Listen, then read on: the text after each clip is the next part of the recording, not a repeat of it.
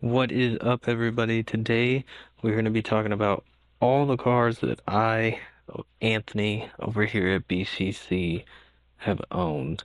Going to talk about some stuff that we've done to them, some stuff that we want to do to them, or what happened to them, where they came from, where they went, all kinds of stuff like that. So we're going to get right into it. And I'm sorry you can't see my voice, because once again, well, can't see my face because once again, I'm having technical difficulties. So we're gonna try it out and give it a go and see what happens with it like this. So let her rip. So this right here, the first one, I got this truck when I was 14, I want to say I was. It's a 1979 Ford F-150. It had the 351 Windsor. It had three-speed automatic in it, two-wheel drive. It was a California truck, so it was just surface rust and everything, so I couldn't find any pictures of it from when I owned it. But I bought this one way too young. I spent like 400 bucks on it, trailered it home, never had it running, never really worked on it, had no clue what I was doing. Definitely still hadn't learned anything in life as far as vehicles go. And what ended up happening with this one is it sat in my mom's backyard for like 7 years. And then unfortunately, me and Mr. Matchstick over there, we decided that we were gonna take a couple of sledgehammers and axes to it and just completely destroyed the thing before we sent it off to the scrapyard. And really unfortunate, really upset with myself about that one, but we move on. We'll get another one someday. Ah, yes. And then we move on to the 98 Saturn SL2. Dude. Okay, so I bought this one when I was 17, 16, 17, against advice of everyone, but I wanted it because it was a sporty, in my mind, manual car. All right, sweet. So we'll get it, and I drove it home. Paid 400 bucks for this one too. Drove it home, and on the way home on the highway, just big old plume of smoke comes out the tailpipe. So bad, so bad. It was so terrible. And I like instantly like, oh no. So I get it home, nothing's wrong with it, we're good. The dude told me, oh, it needs a throwout bearing. Okay, fine. So I got the money, got the throwout bearing, was going to work on the part, or was going to work on the car, right? And then I kept starting it up, just making sure it was good. Well, then I saw blue smoke coming out. I was like, man, it's got a blown head gasket. So we said, screw it. We bought a clutch kit, had the throwout bearing, bought a head gasket for it, and I'm like, sweet, we're gonna change this up. Me and Matchstick are gonna hit this. We're gonna put this car back together. It's gonna be so cool. And then we snapped two of the cylinder head bolts off. And I was like, nope, throw it away, get rid of it. And I ended up moving out of state very shortly afterwards. My brother said, oh, let me get the car. Left it parked in front of my mom's house with the hood off. It got towed, and like a year or two later, I got a call saying, oh, I owe this tow truck company $2,000 because car got taken away. Big mistake on my part. You live and you learn. Moving on, though, once I moved out of California, moved to the great state of Washington, we'll call it. So I hopped into this, I believe it was a 91 Ford Ranger.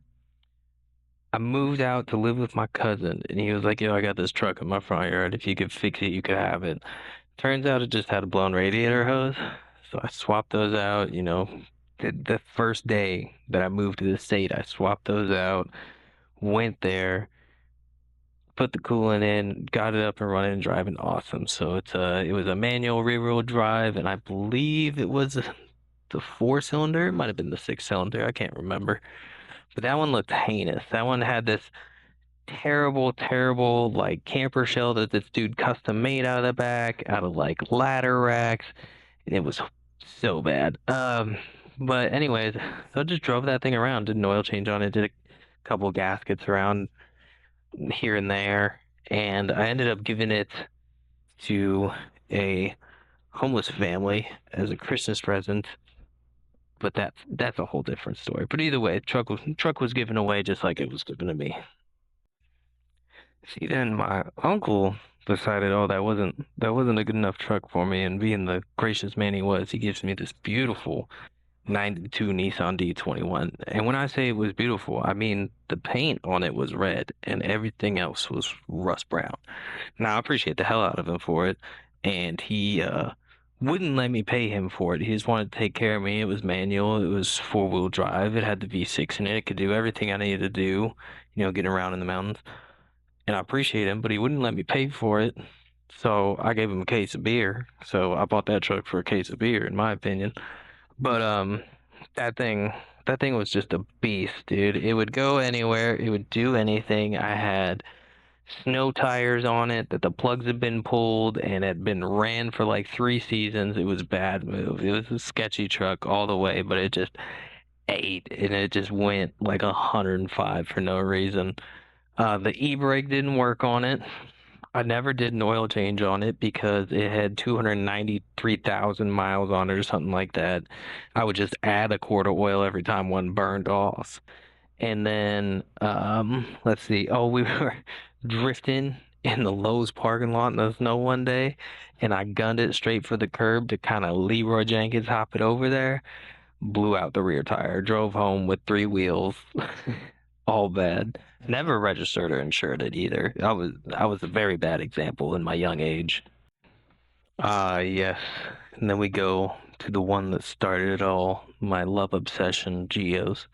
So the first Geo I got after I got that truck, and I paid a dude 750 for it, and I way overpaid because I saw this guy when I was donating plasma in the parking lot, and I left a note on his car. Said, "Hey, want to sell your car? I want to buy it." And I just left a note with my phone number. And the dude calls me up and he's like, "Hey, did you leave a note on my car?" I'm like, "Yeah, I left that note on your car. Would love to buy it. I've always wanted a Geo." And he was like, "All right, cool. Let's come take a look at it." So I go and I meet up with him. He has the title. It's legit. It's all good. And we pop the hood. And he says, "Everything that I ever fixed, I painted white. And this whole engine bay is covered in just house paint, flaky white 10 coats paint."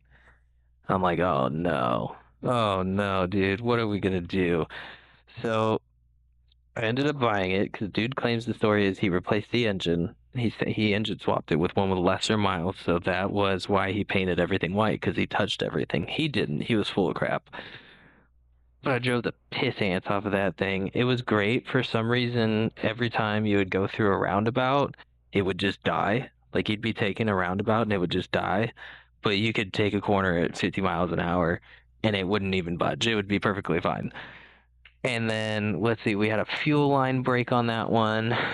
I used to have a video, and if I find it, I'll post it up on the TikTok. I used to have a video of that one with the headers completely off and just redlining it completely open head, and it was shooting flames. It sounded like the most pissed off lawnmower you've ever met in your life.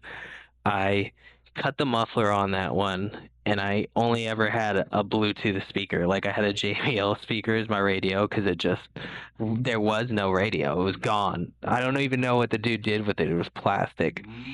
But that one got swept up, and I sold all my vehicles at one time and I moved, and that one got swept up into that. So that's where that one went. But my obsession for it was always there. That one was 94.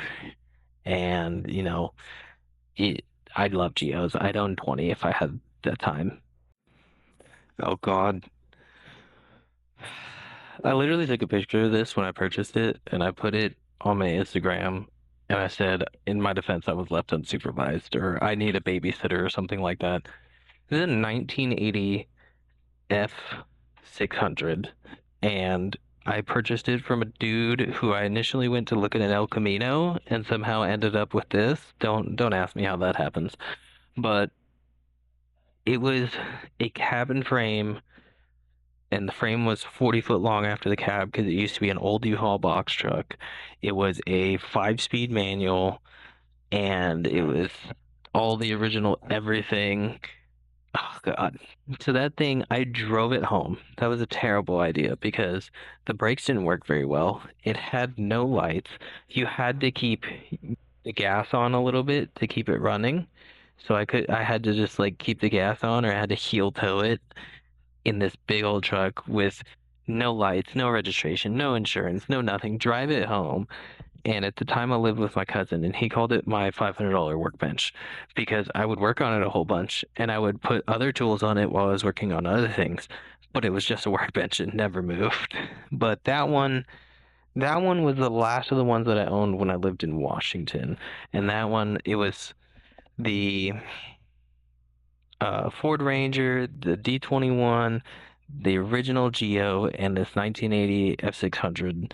They all got sold when I moved out of state to a family friend. What happened to them from there, I don't really know, but they all got sold at once and we started anew. Oh, so this one will be good because Matchstick's going to do his own video about this, and he owned this vehicle before I did. So this is a 2000 Chevy Tahoe. It had the 5.7 in it, or the 350, but yeah, 5.7, 350, same thing. It was four-wheel drive. It was the Z71 package.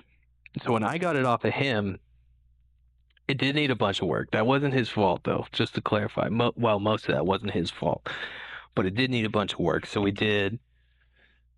I was out of the country at the time. My sister was driving it in California, but the first night I got it from him, we did the black stripes on it. We rhino linered the stripes and we rhino linered the back all the way around, and we did the grill and we did the rims and we took off the side steps. Did all that like day one or two of me picking it up from him because I was like, yo, this needs cosmetics. And then so we had a little flash tuner for it. So I took off the rev limiter, took off the goodness gracious, the governor. I took off the governor, just took off everything, put this transmission into sport mode, just did all the little flash tuning you could do just to romp on that thing. It had already had a K&N on it when I got it, like a full K&N, and it had a MagnaFlow exhaust on it, so it had some stuff to go with it. We went ahead and did the throttle body modification. And if you don't know what that is, it's where you open up the butterfly and cut off that half moon that's in there. Just let her rip, dude. The thing would just eat off the line. It was so fun. But I had my brother do some work on it. He like fixed the door handles, he fixed the drum brakes, he fixed the radiator. We were just getting stuff done on it. And I was still hearing complaints about it. Again, I was out of the state, so I was still hearing complaints about it. So I was like, yo, trade it off. And I told my dad, yo, go trade it off, get something, because my sister was driving it mostly, and it was intended to be like her vehicle until I came back. So I was like, yo, get her something more reliable. And then this happened. This monstrosity. I could not with this vehicle. This was the worst vehicle. This was a '03, '04 Mitsubishi Eclipse Spider. It's supposed to be super good, right? It's supposed to be so amazing. Well, my dad traded it and he said, "Oh, it's all good. It's got way less miles because that Tahoe had like 200,000 miles on it by the time we were done with it, and the Eclipse had 120,000 miles on it, right?" And he was like, "Yo, this is gonna be so much better. It's so much more of, a car for your sister. Awesome." I came home like 3 weeks later. I get in the car to drive it home from the airport, and I kid you not, I'm on the on-ramp for the freeway leaving the airport, and the freaking check engine light comes on. And I just laughed. I just laughed so hard because we were like, let's get something that doesn't have to be worked on more. And I just cackled, dude.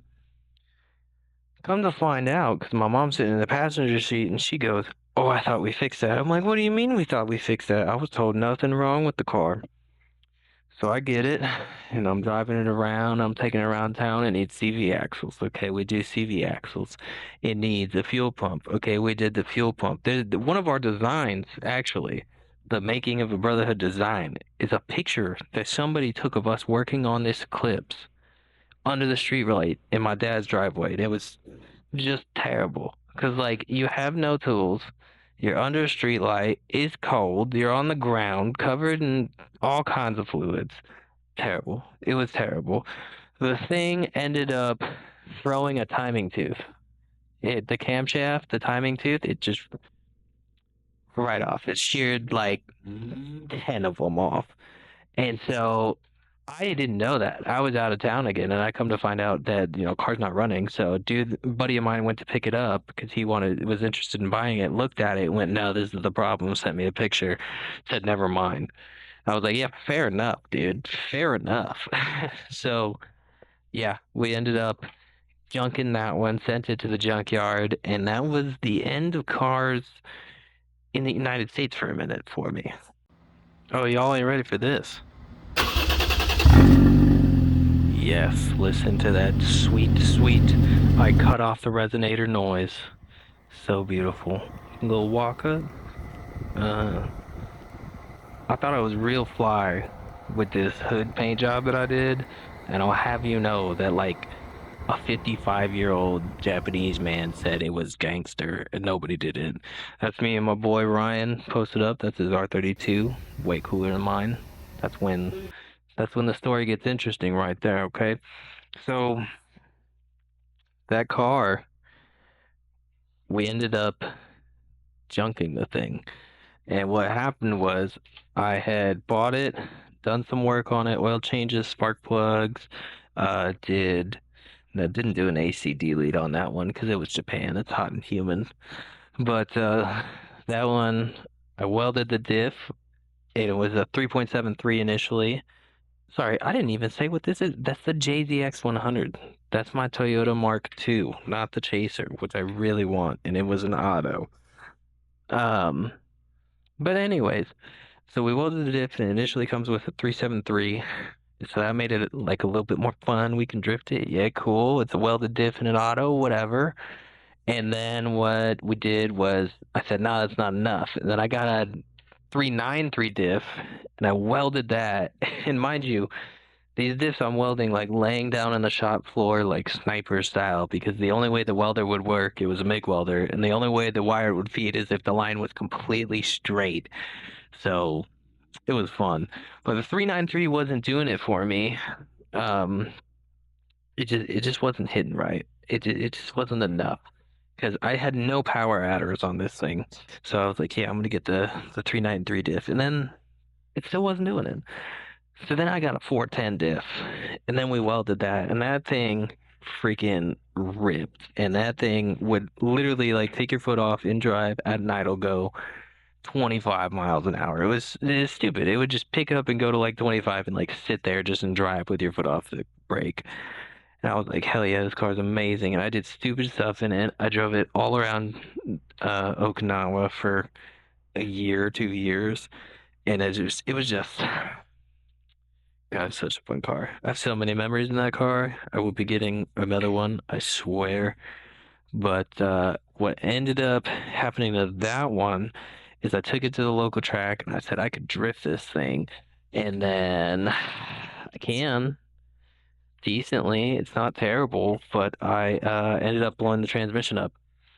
And so it ended up getting junked out. And when we junked it out, the way it works in Japan is you have to have original parts to register your vehicle. So all the guys just scavenged it. Like they asked if it was okay, but they all scavenged it to make sure that all their cars could pass rego. It was so unfortunate to see. It was so sad to see. But I will get another one. It will live on. I'm sure it will. And I have a water bottle with burnout marks from the last burnout I did in that car before we officially junked it. And I have some of the rubber from it. So big old memories. And then we get into the best Toyota pickup you've ever seen. Now that's a totally arguable statement, but to me, this one was the best. So I picked this up off a buddy, and it had 143,000 miles on it. And he said, "Oh, the dome light went out, and it burned up the starter cable. So it needs a new starter cable and a new battery, and it'll be fine." It didn't. He jumped it backwards, and literally, like, I can't believe this man. He fried the alternator. He fried the ECM in it. He fried like every ground wire in the whole freaking truck.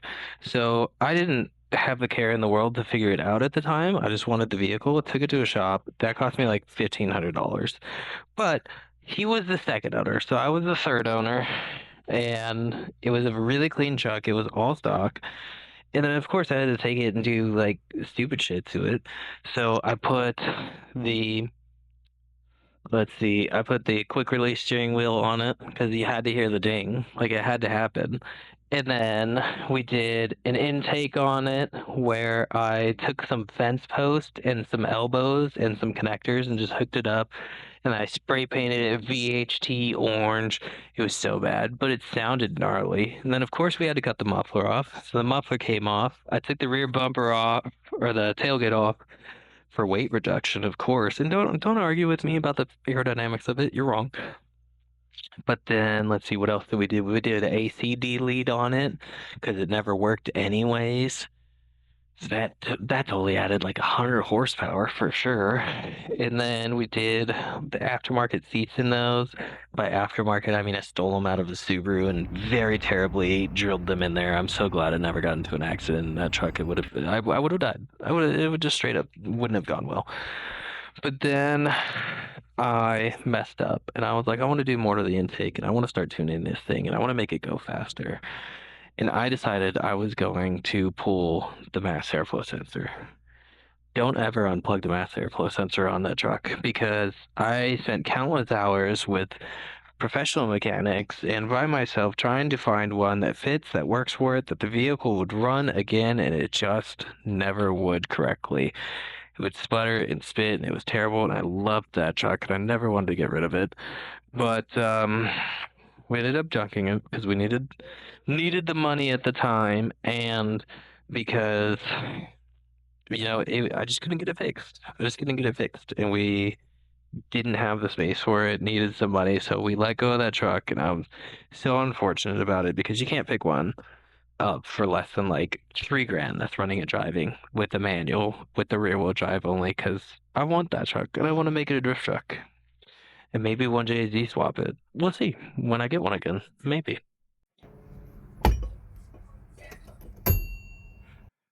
And then we move on to the Subaru. Okay. This Subaru was arguably one of the best cars I've ever purchased. And you wouldn't think that, especially because I'm not like a Subaru guy. Subaru is not like my thing, right? But we bought this thing. Some dude walked into the store that I was working at, and I was like, "Yo, is that your car?" And he was like, "The Subaru?" I'm like, "Yeah." And he's like, "No, that's not mine. That's my roommate's. I'm just driving it around. You know." He said I could drive it around and it's good. So I was like, "Oh, tell your roommate I want to buy it. Here's my number." Because we were looking for an all-wheel drive vehicle or a four-wheel drive vehicle that was like decent on gas and that we knew we could fix, right? So older Subaru, perfect. So we paid $1,200 for the thing, and the guy's pricing on it logic was $1,000 for a running driving car and $200 because it has all-wheel drive. And we were like, sure, works for us on the price, right? So it had 200, what was it, 223,000, 225,000 miles on it when we got it. And we proceeded to put 40 something thousand miles on this car over the course of a year and a half. During that time, we had to switch out the front and rear shocks. We had to do brakes in the front, which I did end up upgrading to the dual pots because the dual pots instead of the single pots just bolt right on. So I upgraded to the dual pots, put those on there, and it made a heaps of difference on the braking.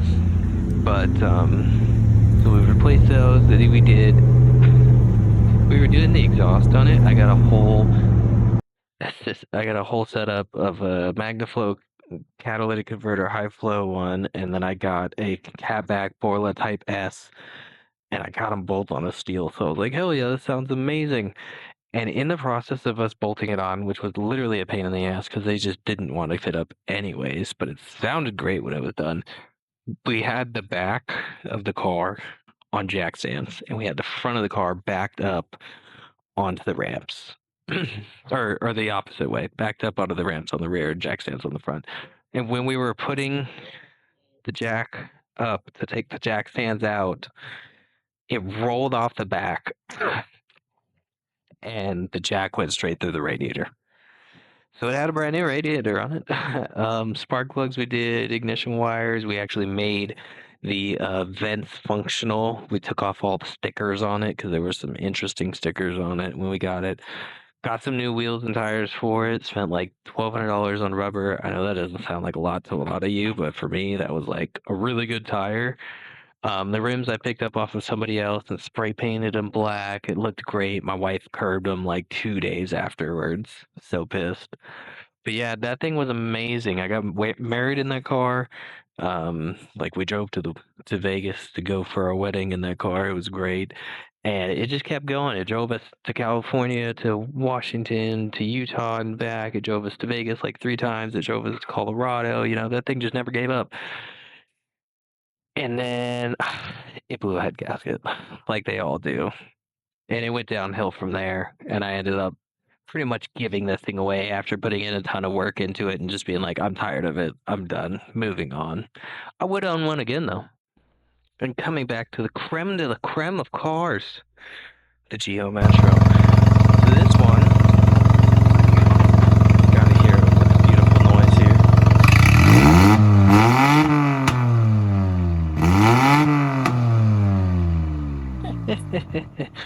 So this one is a 93 Geo Metro. It's got the 3-cylinder, 5-speed, same as my other one did. And I have done an extensive amount of work to this one as far as Geos are concerned. My wife got it for me on Christmas. It was my Christmas present. We paid $500 for it, drove it halfway home, and then couldn't see crap because the windshield wipers were gone. It was pouring rain. All the dirt from this thing sitting there for years had just taken over the windshield, and it was overheating, and I couldn't figure out why. Turns out we lost all the coolant and all the oil. Super bad blown head gasket. So we ended up completely rebuilding the head gasket. We did a cylinder. We took the cylinder head out and had it cleaned and machined up way better when we were there. I ported and polished it in my living room. I don't know why my wife puts up with me.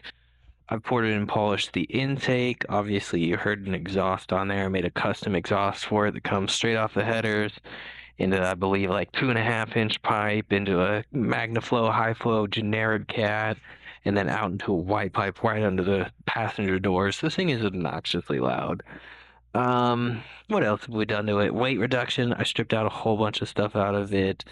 I have done, let's see what else. Oh, some ignition timing has been added in to make it real peppy. The thing is stupid, and it's honestly kind of fast for what it is, but we have big, big, big plans in the future for that one. That one's going to get back on the road here really soon, hopefully. And we're going to start doing some really, really crazy stuff with the Geo. But I think that might be enough Geo for this video. Oh, my wife's Tundra. This was a '05 Toyota Tundra. It had the 4.7 in it, not the 5.7, sad face. But it had what we believe was like a 2-inch lift kit on it. It had 31s on it. Went anywhere you wanted it to, up a hill, down the mountain. It would only do like 70 if you were flooring it everywhere you went. She had the KC lights on there, an aftermarket radio. She had a bull bar. Most of the stuff she pretty much bought it like that. But that thing was a fun vehicle, and it got us through a lot of fun stuff. And then she rolled it, and I drove it home. We kicked out the front windshield and drove it home. And we're both pretty upset that that one went. She was perfectly fine, just so we're all aware. She went home with me too. But yeah, that one was a loss, and we would love to get one again, but the economy on that is just terrible right now. So obviously she was upset about, the truck and everything. So we got some insurance money out of that and went and picked up this. It's the only picture I have of this car, except for like a group photo of our cars. But this was a '06 Mazda 6, not the speed, not the anything fancy, no nothing. She picked that thing up for like 5 grand. We had it for about a year, and she was in the process of doing it all in this like deep matte gray. We tried wrapping.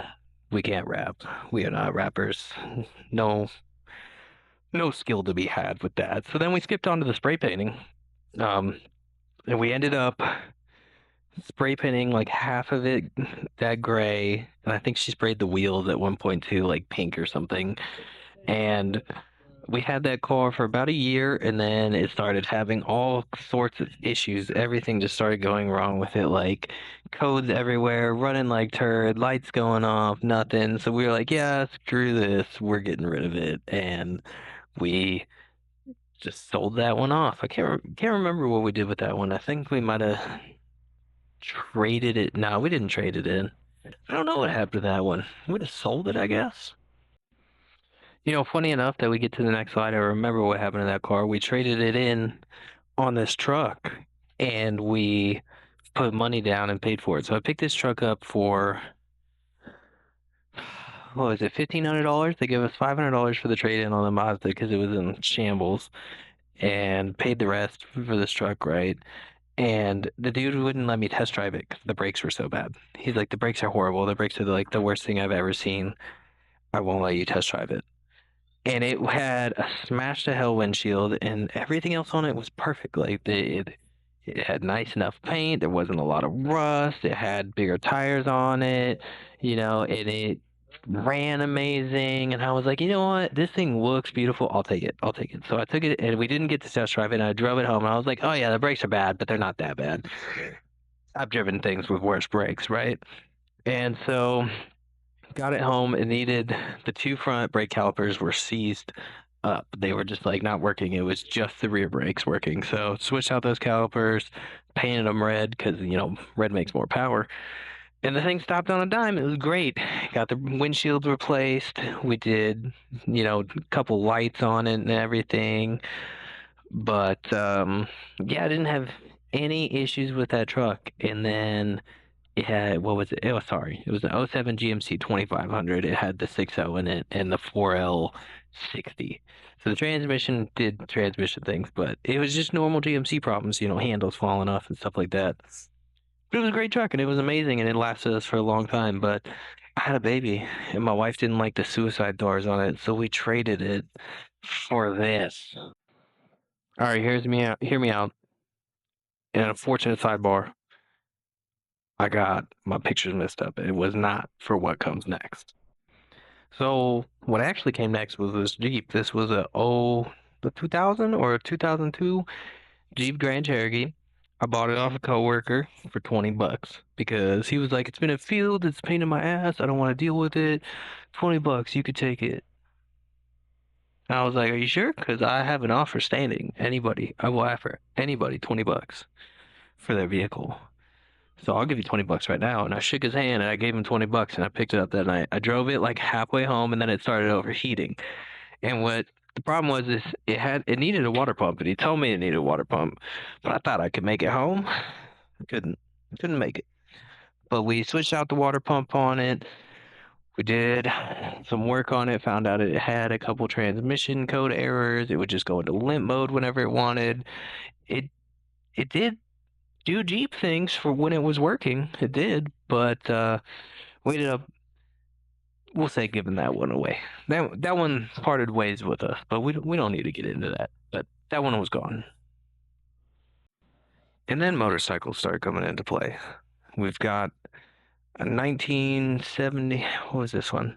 79 Suzuki GS 550?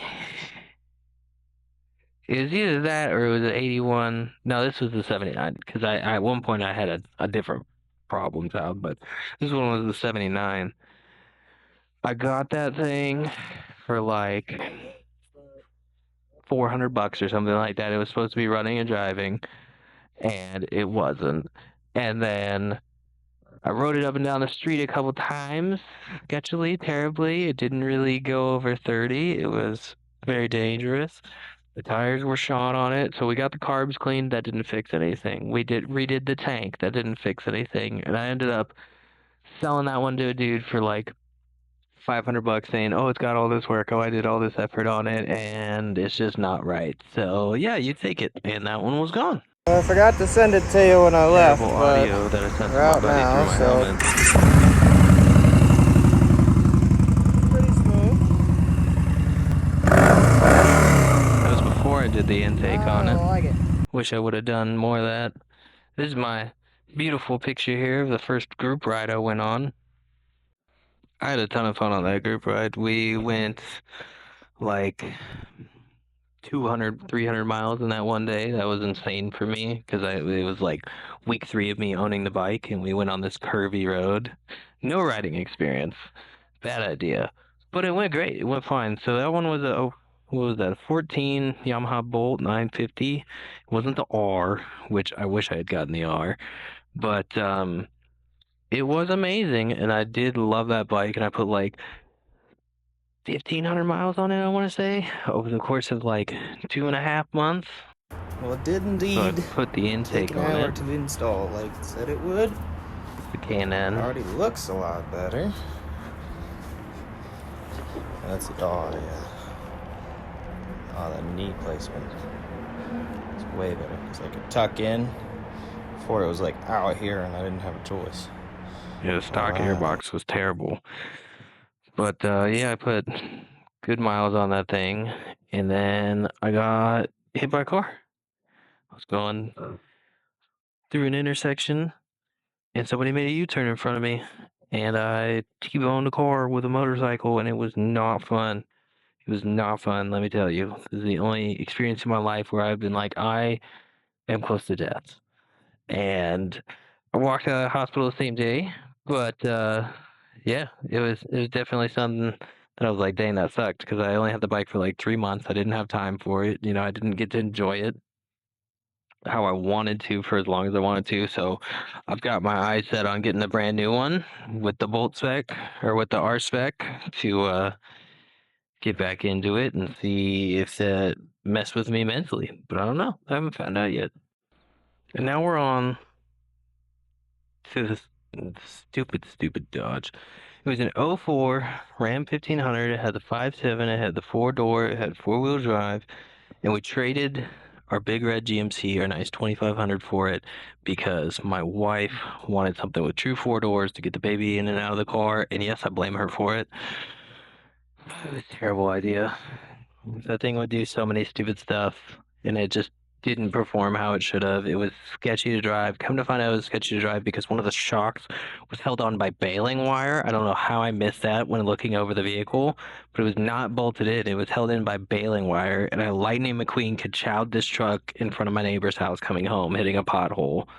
And then on top of that, we fixed it, and I went to drive it again, and I hit the same pothole on purpose because if it's gonna break on me, not with my wife and kid in the car.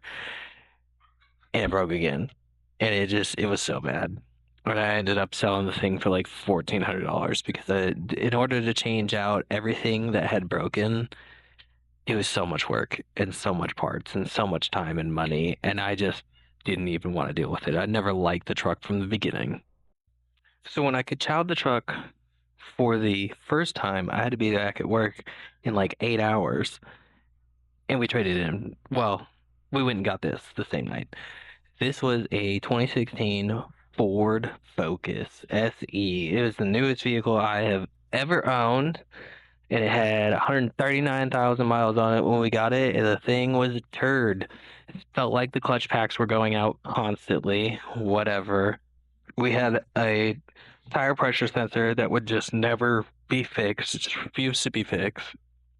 And it did what it was supposed to though. It had a stereo, it had a heater, and it got 40 miles to the gallon. And that's what we needed, and that's what we did. It got stuck in the snow all over the place. I hit my own fence with it and drug it along the car because I was so pissed. It was terrible. I did only have to physically replace parts of a brake light and brakes on it, but it just was not the vehicle for this family, not to be abused like that. And we put 25,000 miles on it, and then we went and traded it in. But we'll get to what we traded in for later.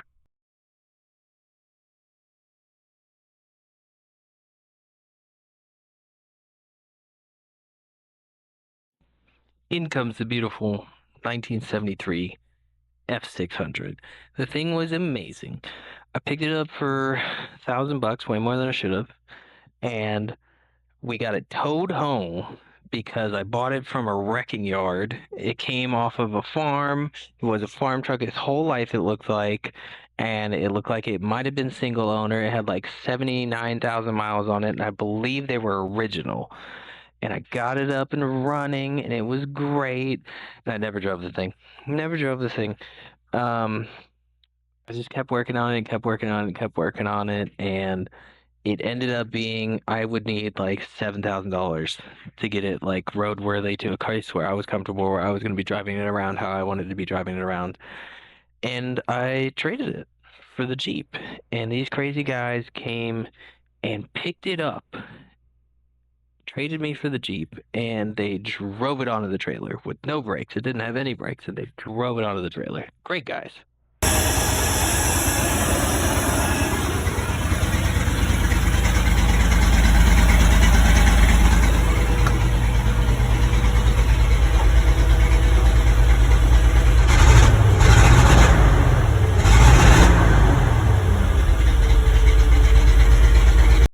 And then we scooped up the Plymouth.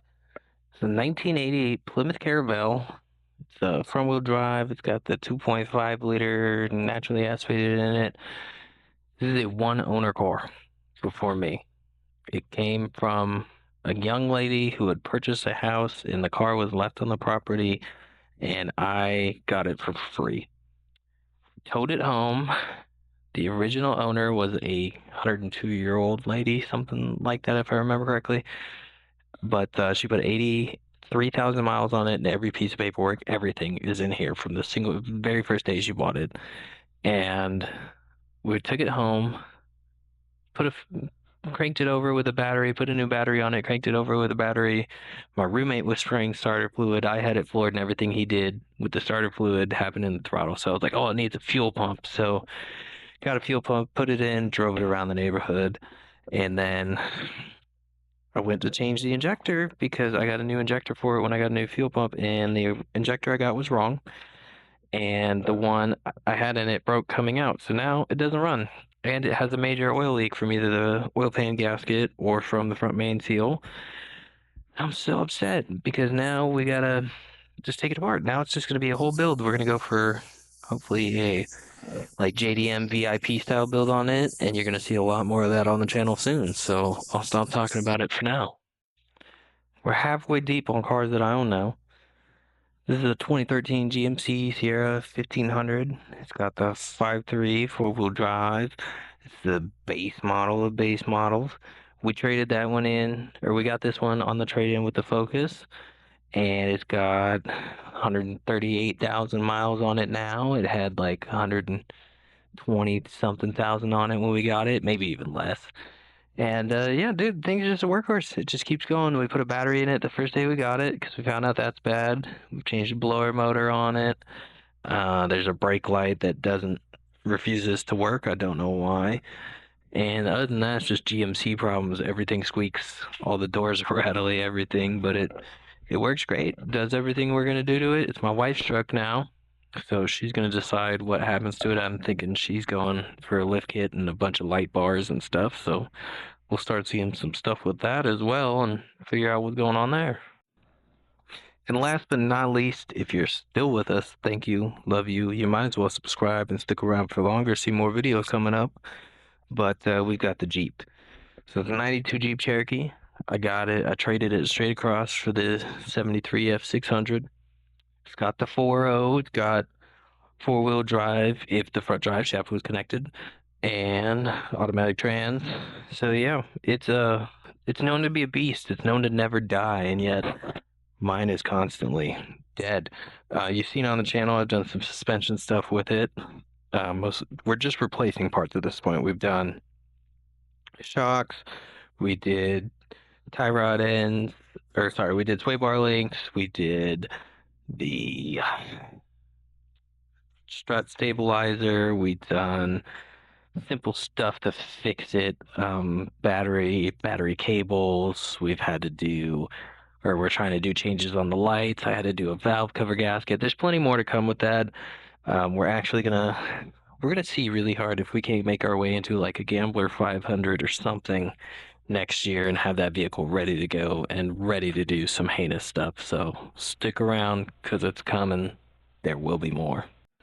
So that's all we've got for now, people, as far as vehicles go. We've got, a little dirt bike and a little quad and whatever, and those are part of it as well, I guess. But we're getting into more things. We got more time on our hands. We're gonna start modifying vehicles a lot differently. We're gonna start doing a lot crazier stuff and doing plenty more maintenance, I'm sure. We're just happy that you're still sticking around to watch it. Like, subscribe, follow, whatever I'm supposed to say. We'll see you.